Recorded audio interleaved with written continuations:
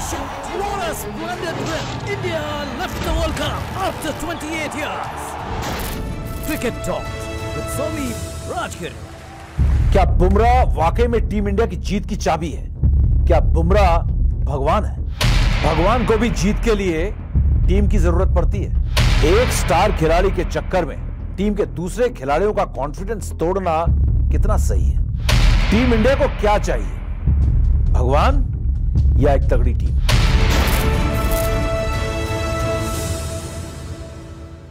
नमस्कार, cricket talks with समीप राजगुरु के इस नए एपिसोड में आपका स्वागत है। और इस नए एपिसोड में जब आपकी और हमारी मुलाकात हो रही है तो कहीं ना कहीं दिल जो है थोड़ा सा भारी जरूर है।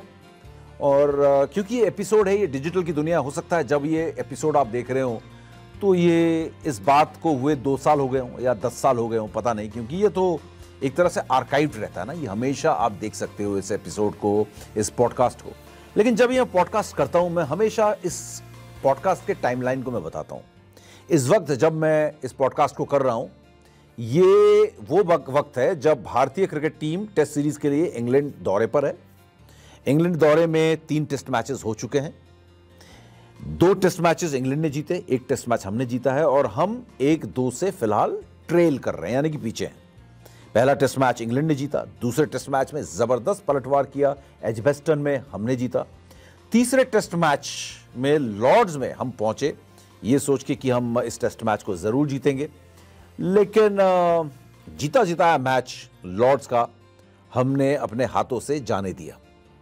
ये बात हो रही है साल 2025 की। जी हाँ, अभी जो देखेंगे उनको तो पता है कि ये 2-3 दिन पुरानी बात है, लेकिन जैसा कि मैंने कहा, कई सालों के बाद आप जब इस पॉडकास्ट को देखेंगे तो आप समझेंगे कि उस टेस्ट मैच में और उस साल, उस महीने में क्या हुआ था। और ये टेस्ट मैच को ख़त्म हुए 1 दिन का समय हुआ है। जी हाँ, ये टेस्ट मैच ख़त्म हुआ 14 जुलाई को 2025 और हम इस टेस्ट मैच को सिर्फ 22 रनों से हार गए, 22 रन से। मतलब कितना क्लोज हम ये मुकाबला हारे हैं। तो हमें इस हारने पर कोई गम तो नहीं होना चाहिए। हार जीत तो किसी भी खेल का हिस्सा होता है। आप हारने और जीतने के लिए खेलते हो, रिजल्ट आता है। और क्रिकेट में तो हार जीत के अलावा ड्रॉ भी होता है, दूसरे स्पोर्ट में भी होता है, फुटबॉल हॉकी में भी ड्रॉ होता है। इंडिविजुअल स्पोर्ट्स में नहीं होता है ड्रॉ, जैसे कि टेबल टेनिस हो या बैडमिंटन में ड्रॉ नहीं हो सकता है। वहाँ पे एक जीतेगा, एक हारेगा, है ना। और चेस, आजकल तो चेस में हिंदुस्तान का बिल्कुल बोलबाला है। तो इंडिविजुअल स्पोर्ट में तो नहीं, लेकिन टीम स्पोर्ट में तो ड्रॉ भी होता है, जब तक वो नॉकआउट मुकाबला ना हो, वर्ल्ड कप जैसा या कोई टूर्नामेंट ना हो। लेकिन फिलहाल हम टेस्ट सीरीज की बात कर रहे हैं। 3 टेस्ट मैचेस में हम 2-1 से आगे हो सकते थे, लेकिन फिलहाल हम पिछड़े हुए हैं 1-2 से। इंग्लैंड के पास 2-1 की बढ़त है। और इस पूरे मैच के दौरान हमने ये देखा कि भारतीय टीम ने जबरदस्त प्रदर्शन किया और ऐसा लगा कि भारतीय टीम जो है लॉर्ड्स टेस्ट मैच एक बार फिर जीत सकती है। एक बार फिर कैसे, 2021 में भी हमने जीता था, जब विराट कोहली भी थे उस टीम में, केएल राहुल ने 100 किया था, शमी, ईशांत शर्मा, बुमराह, इन्होंने शानदार, सिराज जिन्होंने उस टेस्ट मैच में 8 विकेट लिए थे, उन्होंने शानदार गेंदबाजी की थी, जिसके बदौलत हम लॉर्ड्स टेस्ट मैच 2021 में जीत रहे थे। लेकिन 2025 में हम उसे रिपीट नहीं कर पाए। क्यों नहीं कर पाए? क्यों नहीं कर पाए? क्योंकि जो सबसे बड़ी बात है इसमें कहने के लिए, 22 रन से हम इस मुकाबले को हारे। लेकिन फिर भी दिल उदास और निराश है। 22 रन से हारने के बाद हमें इस हार का गम नहीं मनाना चाहिए था, लेकिन इसकी तह तक जाएंगे तो सिर्फ गम ही गम मिलेंगे और गलतियां ही गलतियां मिलेंगी। और क्रिकेट में, खेल में किसी को यह नहीं कह सकते कि इस खेल का, इस हार का मुजरिम कौन है, लेकिन इस हार का जिम्मेदार कौन है ये तो कहा जा सकता है। एक ऐसा मैच जिसे हमें हर हाल में जीतना चाहिए था, हार की कोई गुंजाइश ही नहीं थी, कोई चांस ही नहीं था। आपको दूसरी पारी में सिर्फ 193 रन जीत के लिए चाहिए थे, लेकिन आप 22 रन शॉर्ट रह गए। इसके लिए कौन जिम्मेदार है? इसके लिए ऑफ कोर्स हमारा टॉप ऑर्डर जिम्मेदार है। इसके लिए कहीं ना कहीं हमारा जो मैनेजमेंट है, हमारा जो सिस्टम है, वो जिम्मेदार है। लेकिन आज, इससे पहले कि मैं टॉप ऑर्डर बैटिंग की बात करूं, इससे पहले कि मैं 22 रन की हार की बात करूं, मैं बात करना चाहूंगा हमारे स्टार कल्चर की, हमारे स्टार प्लेयर्स की, जिनको हम भगवान समझ लेते हैं।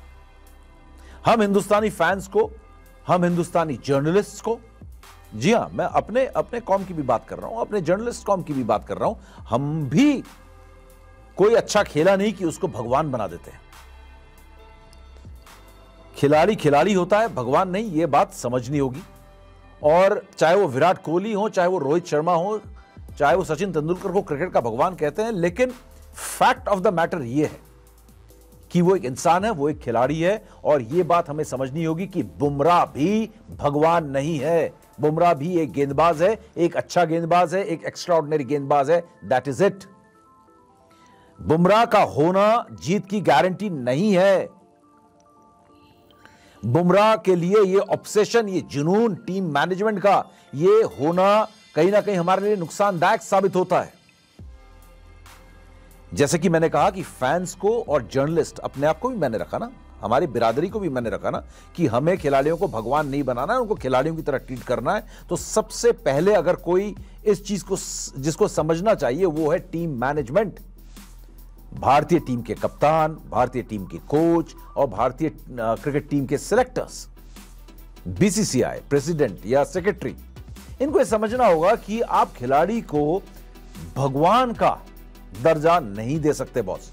क्योंकि जब आप भगवान का दर्जा देते हैं तो उसका नुकसान टीम को होता है। और इसका नुकसान इस वक्त टीम इंडिया को हो रहा है, क्योंकि बुमराह को हमने भगवान मान लिया, जैसे कि हम विराट कोहली को मानते थे।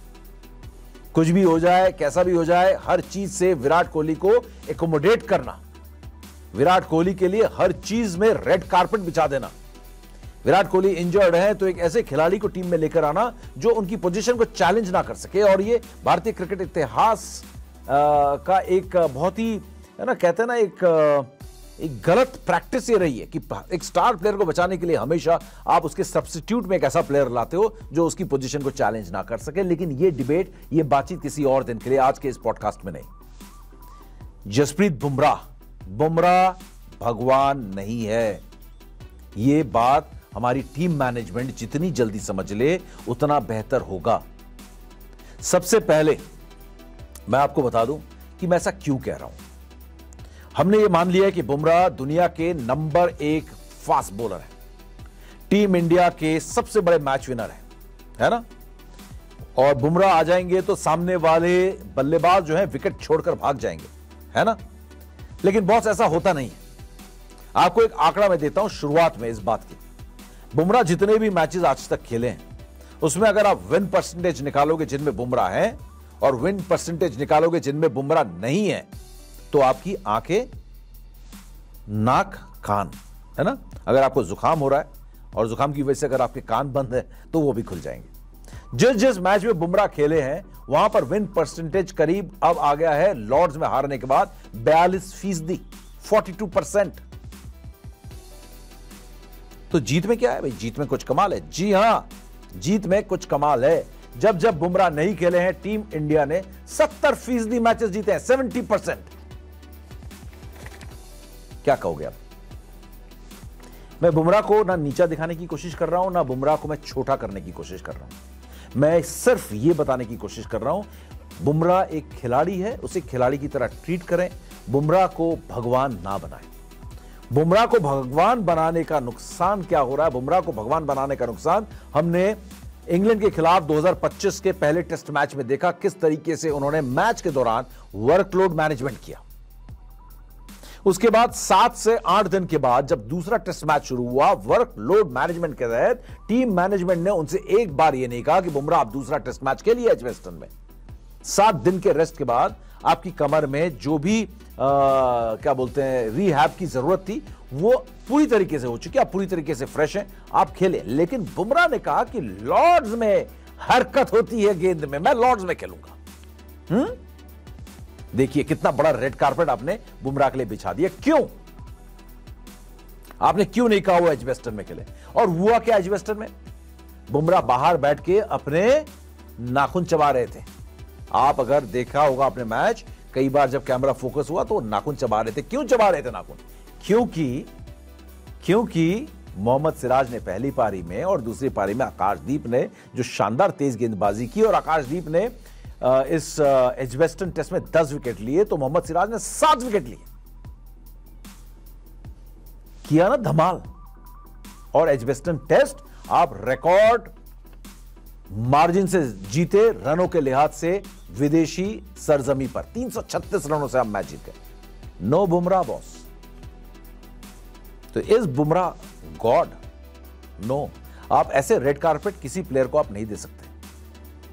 बुमराह ने, आपने देखा होगा जब हेडिंगले का टेस्ट मैच था, उस मैच में 4 ओवर से ज्यादा वो ओवर्स नहीं फेंक रहे थे और वर्कलोड मैनेजमेंट के तहत आखिरी दिन जब इंग्लैंड के 5 विकेट गिर चुके थे और वो 80 रन 85 रन दूर थे जीत से, बुमराह बाहर स्टैंड्स में या ड्रेसिंग रूम में बैठे हुए थे और उनके कंधे कौन दबा रहा था? अर्शदीप सिंह उनके कंधे दबा रहे थे, जिनको टीम में होना चाहिए था इनफैक्ट, है ना।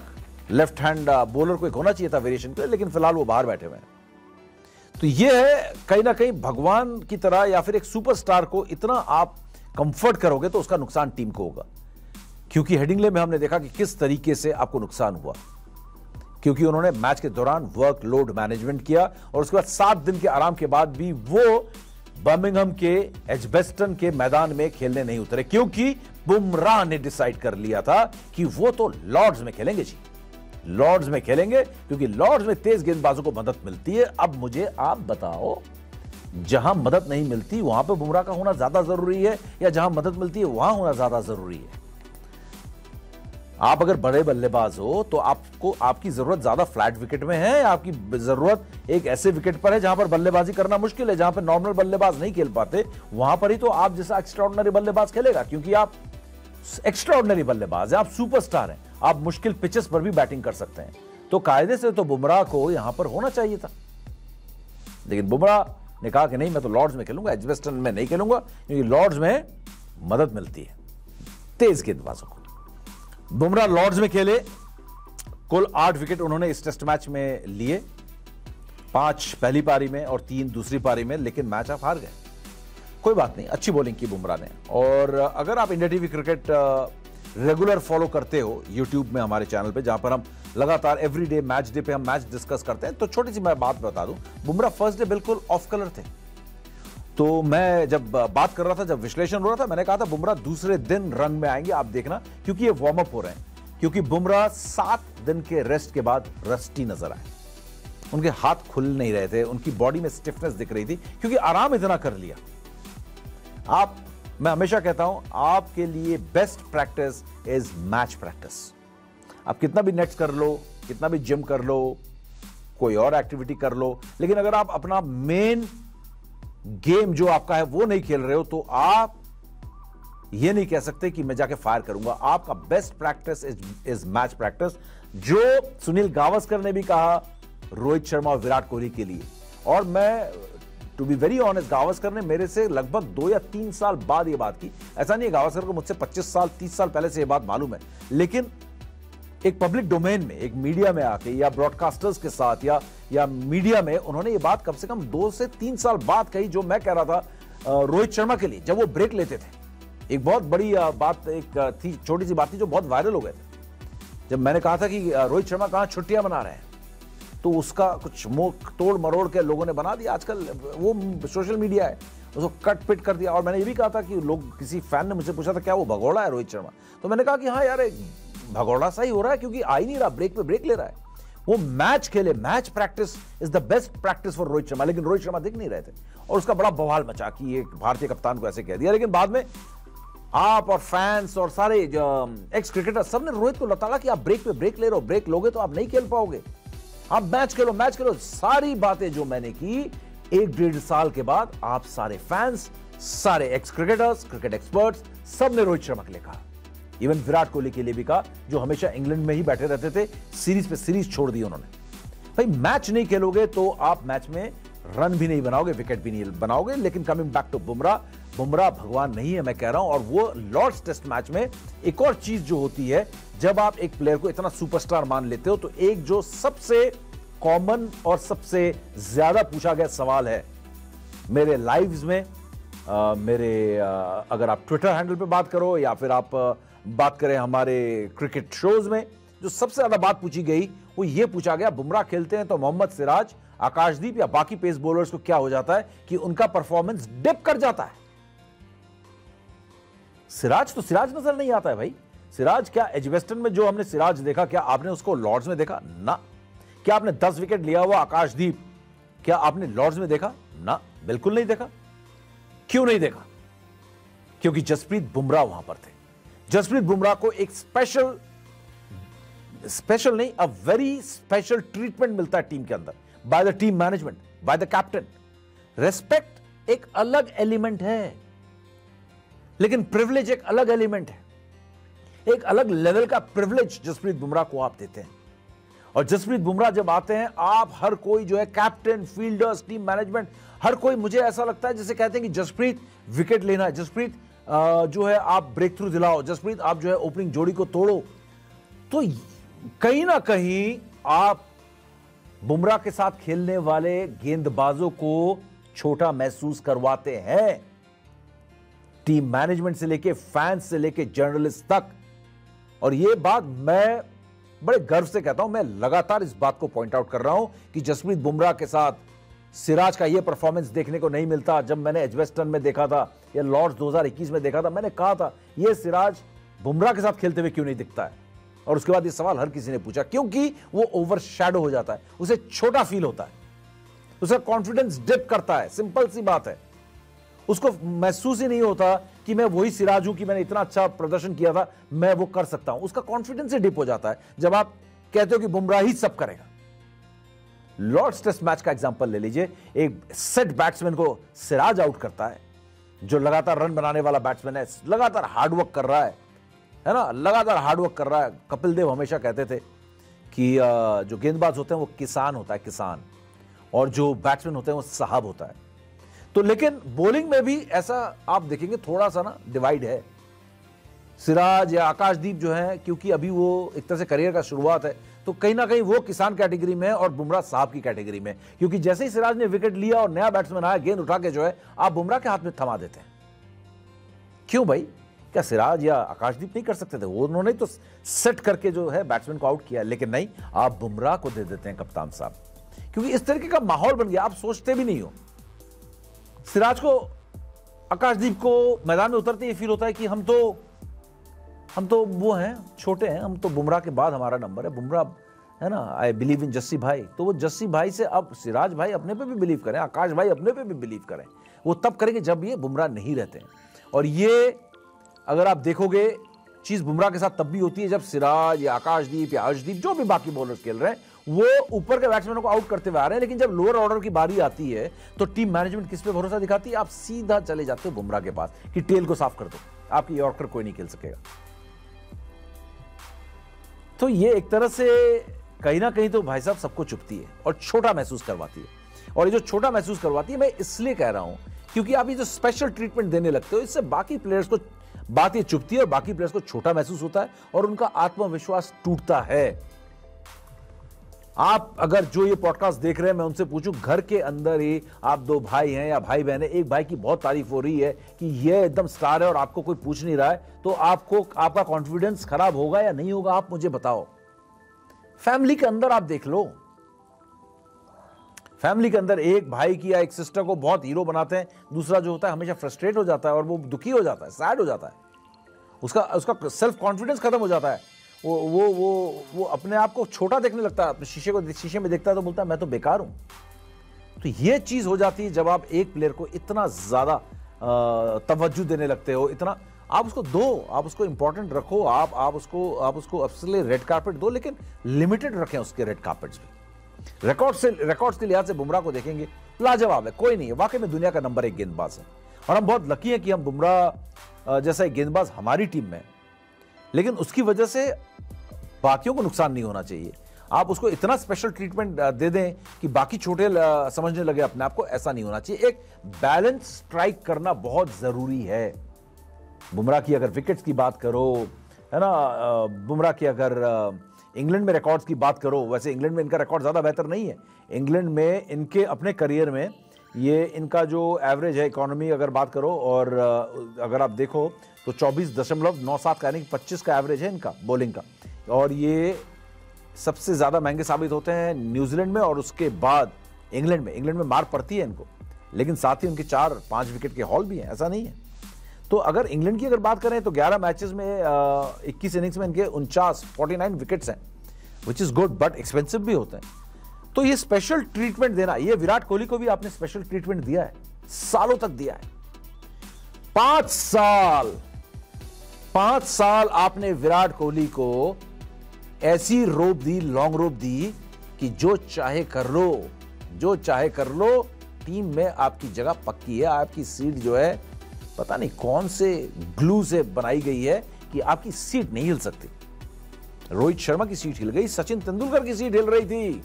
सचिन तेंदुलकर रिटायरमेंट में भी 50-60 रन बना रहे थे वो, और जब सचिन तेंदुलकर 36 साल की उम्र में थे ना, वो 1000-800 रन साल के बनाते थे, इतने जबरदस्त फॉर्म में थे।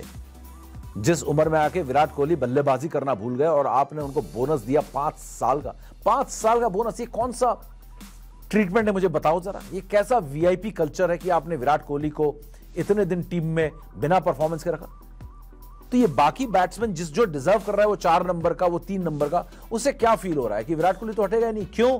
क्योंकि वो अब क्रिकेटर नहीं, अब वो ब्रांड बन चुका है। अब टीम जो है उसकी वजह से टीम को रेवेन्यू जनरेट हो रहा है टीम के लिए, क्योंकि उसको टीम को एड्स मिल रहे हैं, स्पॉन्सर्स मिल रहे हैं, क्योंकि विराट कोहली है। ब्रॉडकास्टर्स बोल रहा है भाई विराट कोहली के बिना तो हमारे मैचेस कोई नहीं देखेगा, इसलिए उसको ड्रॉप नहीं कर सकते। तो ये सब क्या है? ये सब स्पेशल ट्रीटमेंट इसलिए हो जाता है। यहां पर आपको ये सब कट ऑफ करना पड़ेगा यार। इंडियन क्रिकेट को अगर आपको बचाना है तो ये स्पेशल ट्रीटमेंट, भगवान का दर्जा देना, ये आपको बंद करना होगा प्लेयर्स को। प्लेयर्स को आप तब तक मौका दो, एक बड़ा प्लेयर है विराट कोहली, आप 2 साल मौका दो, 5 साल नहीं। आप जसप्रीत बुमराह हैं, आपने ये कहा कि ठीक है मैं पहले टेस्ट मैच के बाद, हेडिंगले के बाद मैं एजबेस्टन नहीं खेलूंगा, 7-8 दिन के रेस्ट के बाद, अब मैं सीधा लॉर्ड्स खेलूंगा। तो ठीक है, आपने वो भी मान लिया, कोई बात नहीं। लेकिन जब वो लॉर्ड्स के मैदान में उतरते हैं, इस बार उन्होंने अपने स्पेल्स भी जो थे लॉर्ड्स में थोड़े लंबे किए, 5-5 ओवर तक गए वो, कम से कम 4 से 1 ओवर बढ़ाया, और उस तरीके से वर्कलोड मैनेजमेंट अंदर नहीं किया। क्यों नहीं किया? क्योंकि हर मीडिया ऑर्गेनाइजेशन की बात करें, हर जर्नलिस्ट की बात करें, हर प्लेयर की बात करें, रवि शास्त्री, गावस्कर तक ने कहा कि आपका बेस्ट फास्ट बॉलर बाहर कैसे बैठ सकता है 7 दिनों के बाद, है ना। तो ये कहीं ना कहीं जसप्रीत बुमराह पे थोड़ा सा प्रेशर लेके आया और वो खेलते हुए नजर आए, ज्यादा गेंदबाजी करते हुए नजर आए वो। तो अब लॉर्ड्स में उन्होंने खेला और उन्होंने अपने आप को थोड़ा सा पुश भी किया। तो इस तरीके से अब ऐसा ना हो कि चौथा टेस्ट मैच है वो 7 दिन के ब्रेक के बाद है, अब वो खेलें और फिर वो आखिरी वाला ना खेलें। तो ये चूज एंड पिक कहां करना है, क्या करना है, management, team management clear cut instructions दे कि 7 दिन का रेस्ट है, पहले 2 खेलोगे, 1 रेस्ट लोगे लॉर्ड्स में, और उसके बाद मैनचेस्टर में खेलोगे। 3 टेस्ट मैचेस हो गए, और अगर हम पहला हार जाते हैं तो दूसरा आपको खेलना ही खेलना है। और अगर आपको लगता है कि आपकी बैक आपका साथ नहीं देगी तो आप 2 ब्रेक ले लें, 2 मैचेस लगातार ना खेलें, सीधा आप लास्ट खेलें, पहले 2 खेलें और आखिरी का 1 खेल लें। तो आपको यार क्लियर कट इंस्ट्रक्शन होना चाहिए। आपके पास क्लैरिटी नहीं है। बीसीसीआई से कोई जसप्रीत बुमराह से आज पूछने की शायद हिम्मत नहीं कर रहा है कि कौन सा टेस्ट मैच आप खेलना चाहते हो। वो बोलते हैं ये ठीक है, दिस इज फाइनल, ये आप खेलोगे, ठीक है। आप बाद में डिसीजन नहीं चेंज कर सकते हो। आपको इतनी लिबर्टी आपको मिलती है आपके परफॉर्मेंसेस की वजह से, आपकी शानदार परफॉर्मेंसेस की वजह से आपको ये लिबर्टी मिलती है कि आप चूज एंड पिक कर सकते हो। लेकिन लास्ट मोमेंट तक 7 दिन के रेस्ट के बाद एजबेस्टन का टेस्ट मैच शुरू हुआ और आखिरी दिन प्रेस कॉन्फ्रेंस तक Bumrah is available. Captain Shubman Gill press conference में बोलकर जाते हैं, Jasprit Bumrah is available. Shubman Gill, captain of Indian cricket test cricket team, कहते हैं। उससे पहले दिन जो है कोच साहब आते हैं, वो भी कहते हैं कि अवेलेबल है। हर कोई कहता है अवेलेबल है और सुबह पता चलेगा। तो ये कैसे हो सकता है कि सुबह तक आप जसप्रीत बुमराह पे डिसीजन ले रहे हो? लिया भी होगा तो आपने शाम को जसप्रीत बुमराह ने बताया होगा। क्लैरिटी नहीं है, वो बॉलिंग करके चेक कर रहे हैं अपनी बैट। तो यहां पे क्लैरिटी होनी बहुत जरूरी है। आप जो है ना, सबसे बड़ी चीज मैं इंडियन क्रिकेट टीम की मैं कहूंगा, बहुत सारे मुद्दे हैं जिस पे बात करना मैं चाहता हूं, लेकिन सबसे जो आज इंपॉर्टेंट मुद्दा यही था कि प्लेयर्स को आप स्पेशल ट्रीटमेंट दो उनके अच्छे परफॉर्मेंस की वजह से, उनके कंसिस्टेंट परफॉर्मेंसेस की वजह से, लेकिन इतना स्पेशल मत कर दो कि सामने वाले दूसरे प्लेयर्स का कॉन्फिडेंस डेड हो जाए और उनको छोटा महसूस हो। उससे टीम का नुकसान होगा, क्योंकि आप एज ए टीम जीत सकते हो, इंडिविजुअल आपको नहीं जिता सकता है। और उसका बहुत बड़ा एग्जाम्पल आपके सामने इस समय मौजूद है, वो है जसप्रीत बुमराह। 2 टेस्ट मैचेस वो खेले, दोनों में आपने हारा है, हार का मुंह देखा है। पहला टेस्ट मैच खेले आप हार गए, तीसरा टेस्ट मैच आप खेले आप हार गए। इसके लिए बुमराह जिम्मेदार नहीं है। कहने का मतलब यह है कि बुमराह अकेले मैच नहीं जिता सकते। बुमराह ये 100 मीटर की फर्राटा दौड़ नहीं है, ये वो 100 मीटर स्प्रिंट नहीं है कि आप यूसेन बोल्ट हैं आप अकेले दौड़ रहे हैं। नहीं, आप 10 साथी खिलाड़ियों के साथ दौड़ रहे हो। और बाकी साथी खिलाड़ियों का आपकी वजह से अगर आत्मविश्वास लो हो जाता है क्योंकि आपको इतना स्पेशल ट्रीटमेंट मिलता है, तो फिर आपकी टीम को नुकसान हो जाता है। क्योंकि वो अंडर परफॉर्म किया, सिराज ने अंडर परफॉर्म किया है, आकाशदीप ने अंडर परफॉर्म किया है, ये एक फैक्ट है, ये हम सब ने देखा है। और इसके लिए बुमराह रिस्पॉन्सिबल नहीं है, इसके लिए टीम मैनेजमेंट रिस्पॉन्सिबल है, जो बुमराह को इतना ऊपर चढ़ा देगी। कैप्टन जिम्मेदार है, टीम मैनेजमेंट का हिस्सा है कैप्टन, कि वो हर मतलब मौके पे बुमराह की तरफ देखेगा, तो दूसरे गेंदबाज को क्या लगेगा कि मैं तो I am not good enough. ये चीज यहां पर रोकने की जरूरत है, ये चीज चेंज करने की जरूरत है।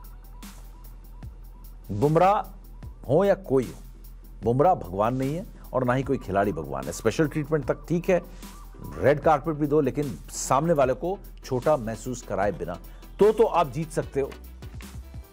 और आई होप अगर ये इंडियन टीम मैनेजमेंट को समझ में आए बात, तो हो सकता है कि इंग्लैंड से हम 2025 में सीरीज बराबर करके या जीत कर लौट के आ जाएं, क्योंकि अब 2 टेस्ट मैचेस बचे हुए हैं। जब ये बातचीत मैं कर रहा हूं 2025 में अब 2 टेस्ट मैचेस बाकी हैं, 2-1 से हम पीछे हैं अभी, और दोनों टेस्ट मैचेस जीतने पड़ेंगे अगर आप इस सीरीज को 3-2 से जीतना चाहते हो, जो कि बड़ा मुश्किल काम है। लेकिन इंग्लैंड की टीम कमजोर है, तीनों टेस्ट मैचेस में आप जीत की दहलीज पर थे। अब लास्ट में मैं इस पॉडकास्ट में यहां पर आ जाता हूं कि 193 रन आपसे चेज नहीं होते हैं। आपका टॉप ऑर्डर किस तरीके से फेल होता है, क्या बुरा हाल है उनका। क्यों? क्योंकि आपके पास स्किल की कमी नहीं है, स्किल पूरी है। आपके पास कमी इस समय क्या हो रही है? कमी आपकी ये हो रही है कि आपके पास ओवर कॉन्फिडेंस है, क्योंकि आप लोग फियरलेस हो गए हो आईपीएल खेल के। आईपीएल से मैं आपको बताऊं कि ज्यादातर खिलाड़ी, अगर आप देखो ज्यादातर खिलाड़ी जो इंडियन टीम में आए, औसतन बहुत औसत खिलाड़ी निकले, आए हैं बहुत प्रॉमिस दिखा के, लगा कि पता नहीं ये क्या क्या कमाल कर जाएंगे, लेकिन बहुत कम ऐसे खिलाड़ी आईपीएल से आए जिन्होंने बड़ा धमाल मचाया। आईपीएल कहीं ना कहीं एक प्लेयर को मापने का वो प्लेटफॉर्म नहीं है कि आप सोचो कि आईपीएल में परफॉर्म कर दिया तो इंटरनेशनल लेवल पे भी इसी लेवल पे जाएगा। बहुत फर्क है इंटरनेशनल लेवल और आईपीएल। आईपीएल बहुत नीचे है इंटरनेशनल क्रिकेट से, और आईपीएल कहीं ना कहीं ऐसा रिकॉग्निशन देता है, ऐसा लगता है कि भाई मिल गया अगला डॉन ब्रैडमैन, सचिन तेंदुलकर, विराट कोहली मिल गया, जसप्रीत बुमराह मिल गया, लेकिन ऐसा नहीं है। आईपीएल ने अभी तक कोई ऐसा एक्स्ट्राऑर्डिनरी स्टार, विराट कोहली जैसा या फिर सचिन तेंदुलकर जैसा या महेंद्र सिंह धोनी जैसा स्टार आपको आईपीएल ने अभी तक नहीं दिया है। इतना सुपरस्टार प्लेयर नहीं दिया जो कंसिस्टेंटली अगले 15-20 साल तक खेलेगा। तो आईपीएल ने आपको फियरलेसनेस दे दिया, आईपीएल ने आपको कहीं ना कहीं कॉन्फिडेंस दे दिया, लेकिन ये फियरलेसनेस अब कैजुअलनेस में चलती जा रही है। 193 रन चेज ना करने का सबसे बड़ा कारण था आपका टॉप ऑर्डर बिल्कुल जीरो साबित हुआ, इंक्लूडिंग 39 रन बनाने वाले इस टेस्ट मैच में केएल राहुल। धीमे खेलते रहे, स्टार्ट मिला, उसके बाद क्या किया? देसी भाषा में कहते हैं कूड़ा कर दिया जी, है ना। तो कूड़ा कर दिया। ऊपर से जायसवाल ने क्या किया? जायसवाल जब से खेल रहे हैं कोई इंप्रूवमेंट उनकी बल्लेबाजी में नहीं देखने को मिली, कोई इंप्रूवमेंट। जैसा पहले टेस्ट मैच में था वैसा ही आज भी हो। 15, 16, 17 टेस्ट मैचेस खेलने के बाद भी जायसवाल का वही हाल है। शुभमन गिल, जब चैलेंज आया तो शुभमन गिल के भी हाथ पांव जो है ठंडे पड़ गए। आप वॉशिंगटन सुंदर तक 8 नंबर तक बैटिंग लेके जा रहे हो, टीम मैनेजमेंट के अंदर घबराहट देखिए, अपने बैट्समैनों पर भरोसा नहीं है, और उन्होंने सही साबित किया कि हाँ हमारे बस की नहीं है, हम सुधरने को तैयार नहीं है, हम कैजुअल एटीट्यूड लेकर खेलेंगे। तो ये एटीट्यूड भी कैजुअल होता जा रहा है बिकॉज ऑफ आईपीएल, जो आपको फियरलेसनेस दे रहा है, आपको एक दूसरे को जानने का मौका दे रहा है। तो आपको लग रहा है सब मेरे दोस्त हैं, और कोई डर जो आपका निकल गया, तो आप कैजुअल भी होते जा रहे हो।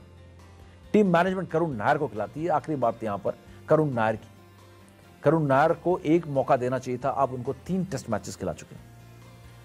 वो बंदा जो 8-9 साल से खेला नहीं, तो कोई ना कोई तो कमी करुण नायर में रही होगी ना, कि आप इतने साल से बाहर रहे टीम के। क्योंकि कोई एक्स्ट्राऑर्डिनरी खिलाड़ी ऐसे टीम से कभी बाहर नहीं रहता है, उसमें दम होता है और वो कमबैक कर जाता है, लेकिन करुण नायर ने नहीं किया। 3 मौके दे दिए, फ्लॉप हो गए। अब जरूरी यह है कि आपका फ्लॉप होना मुझे मंजूर है, लेकिन करुण नायर का एक और टेस्ट मैच खेलना नहीं। तो चलिए, फिलहाल इस पॉडकास्ट में हमने बात की कि भारतीय टीम में एक एटीट्यूड चेंज की जरूरत है, भारतीय टीम मैनेजमेंट में एक मेजर शिफ्ट की इस समय जरूरत है, और वो ये है कि ये स्टार स्टेटस वाले खिलाड़ी जितने भी हैं, उनको जो स्पेशल ट्रीटमेंट देने का एक कल्चर बन गया है, उस ट्रीटमेंट को, थोड़ा सा स्पेशल ट्रीटमेंट को कम करें और दूसरे खिलाड़ियों को भी बराबरी पर रखें, जिससे कि उनका कॉन्फिडेंस भी ऊपर रहे, जिससे कि हमारी टीम फाइनली जीते, ना कि कोई इंडिविजुअल्स। क्योंकि इंडिविजुअल खिलाड़ी भगवान हो सकता है, लेकिन वो भगवान होकर भी टीम को जिता नहीं सकता है। भगवान को भी अपनी टीम की जरूरत पड़ती है, भगवान की भी टीम होती है, आपने देखा है। चाहे वो राम जी हों, उनकी भी टीम थी, चाहे वो किशन जी हों, वो सबकी टीम होती है। तो टीम भगवान को भी ज़रूरत पड़ती है जीत के लिए।